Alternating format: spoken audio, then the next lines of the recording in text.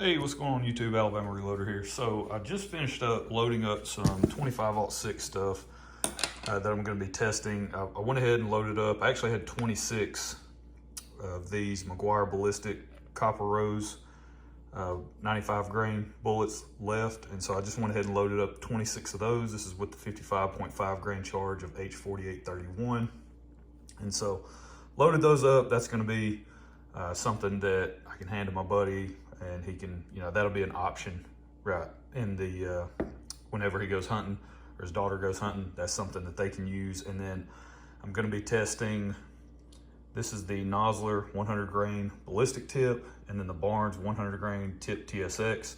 So I'm testing both of those bullets with this powder. This is Midwest Powder's MP620. The burn rate is supposed to be very similar to Reloader 19, and they tell you to utilize Reloader 19 data. Well, if you go and look at both of the Barnes and Nosler manuals, in the Nosler manual, Reloader 19 is the most accurate and also the highest velocity powder that was tested using the 100 grain weight class bullets, right, in their manual. And then if you go and look at the Barnes data for the 100 grain class of bullets, it provides pretty good, it's not the best velocity option, but it provides really good velocity numbers as well. And the charge weight range is almost identical between the two. And so that's why I went with this powder, since it is supposed to be very similar to Reloader 19. I've already tested this with 243 Winchester in the past, and I believe 270 Winchester also. And from what I could tell, it seems like the data is probably more closely aligned, almost exactly, with Reloader 19 than it is sort of what they recommend, where you start, a certain percentage below and then work your way up. It seems to fall more in line with the exact load data that is listed for Reloader 19. At least that's been my experience. Whenever I tested this before, it's just the velocities were so low and the charge weights, because I dropped everything down just to be on the safe side. But I believe it's going to be more in line with that. So I just utilized that data from both sources, loaded up 5 rounds of each. So I started at 50.5 grains, and then I just jumped 1 grain at a time. So 50.5, 51.5, 52.5, 53.5, and 54.5. So that's, and I'm doing that just so I can kind of get an idea of what the velocities are going to look like along with pressure. But that's not really the point of this video. I just want to kind of point that out to you guys. So stay tuned for some 25-06 stuff. But a package showed up. As I was finishing this up, a mail lady pulled in the driveway. Dog kind of went nuts. And I got a package from Backfire, which I didn't order anything from Backfire. So I think it's very interesting that I got a package from them. So we'll see. We'll see what's in the box. And I'm trying to do this one-handed, which is never a good thing to do when you're dealing with sharp objects and all that.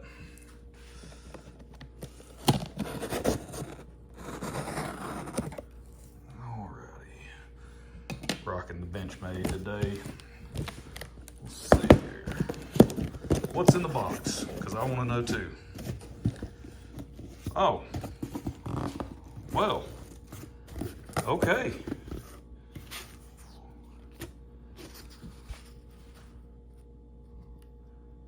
Okay, turret tags. I know he did a video about these just recently. Those seem pretty cool. A couple of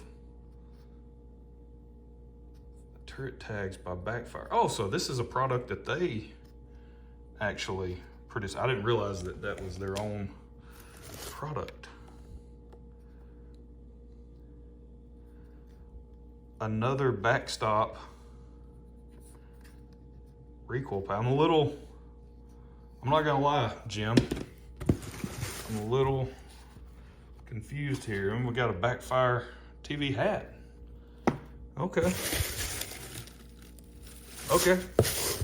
Well, I appreciate it. I didn't order it, but thank you, Jim, and yeah, I appreciate that. You didn't have to.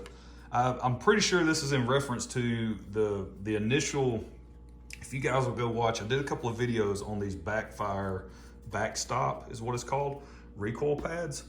And if you will go watch those videos, it's in reference to that, because they actually, I'm assuming he runs their social media pages, but they actually commented on the first video that I did of this thing, where it's like, I think is a $90 recoil pad worth it or something. You can go watch it. I hadn't posted it too long ago, but I just did an initial unboxing on it and sort of overall thoughts and, you know, my expectations that go along with purchasing something like this, because I actually bought this for my Tika T3X in 270 Winchester. I love that gun and I love that cartridge, but the recoil pad that comes from the factory with, you know, at Tika, it's not good.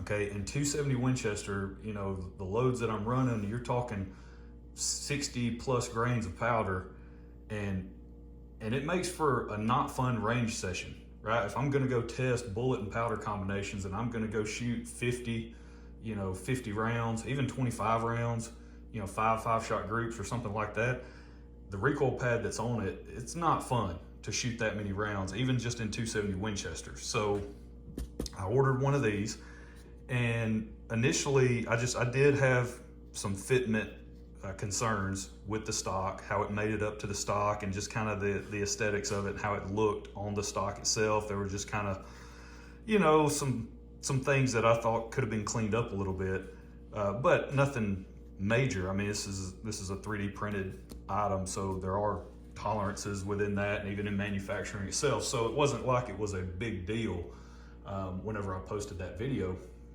But they did comment on it and said if I had any issues or any problems to just reach out and they would be happy to take care of it. Well, I didn't really have any issues or problems to that extent. Like I mounted it up, it mounted fine on the stock, and I have since I mounted, I went and shot it at the range. I did a video on that, posted that not too long ago. It's been here, you know, very recent when I posted that video, and it does exactly what they claim that it does. I mean, it was a very much a noticeable difference in felt recoil between the factory pad and this pad. So much so that I even said in the video, it felt just like shooting a 6.5 Creedmoor, which is a really big difference when you're talking about something. When I was shooting 61 grain charges of H4831, and then I go, hey, this feels just like shooting a 6.5 Creedmoor, you know, something that you're talking about 42 grains of powder. That's a very big difference in felt recoil. So it absolutely, in my experience, right, one data point, it does exactly what they say it does, and it performed great. So I'm a big fan of it. I really appreciate the second one. No need to send that out, but I really appreciate it. I actually got an email from Backfire. It was just like I had ordered something where it was talking about, hey, we're getting your order ready. I thought it was just a glitch. You know, I thought, okay, maybe they just had a hiccup or something, because I didn't order any of this. So Jim, I appreciate it, man.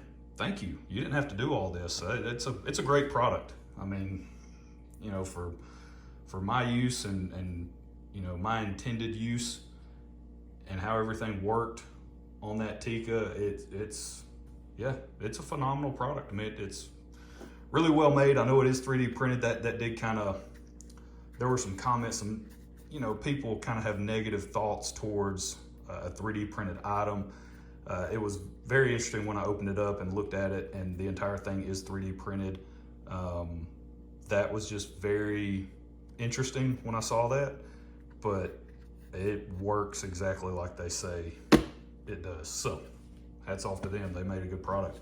The way I store it, I do leave it in this little protective, I guess you want to call it a case, whatever this is, this little protective housing. And that's something he did mention on his video whenever they were kind of releasing it and showing it off and everything. If you're going to do long-term storage, because of the way this is designed, you can kind of damage the compression characteristics. They can degrade over time if you don't store it in here, because that's part of this lip is actually meant to kind of, you know, be retained in this, so you're taking the pressure off the pad itself. So that's kind of the whole point. But so I leave it stored in that, and it seems to work great. You know, no issues there. So yeah. Wow, okay. Well, you guys opened the package with me. I had no idea what was in the package, no idea that it was even coming again. I thought it was like a glitch or something in the system. I thought I just got a random email. So yeah, again, I appreciate it, Jim. So yeah, that's it, guys. That's where we're gonna leave it. Hope y'all enjoyed it. I need to go back and rewatch the video on these tags now. Yeah, I need to go back and rewatch this to see exactly. I need to watch the install tips too, figure all that out. So, all right, that's it. That's where I'm gonna leave it. Hope you guys enjoyed it. We'll catch you next time. Y'all have a good one.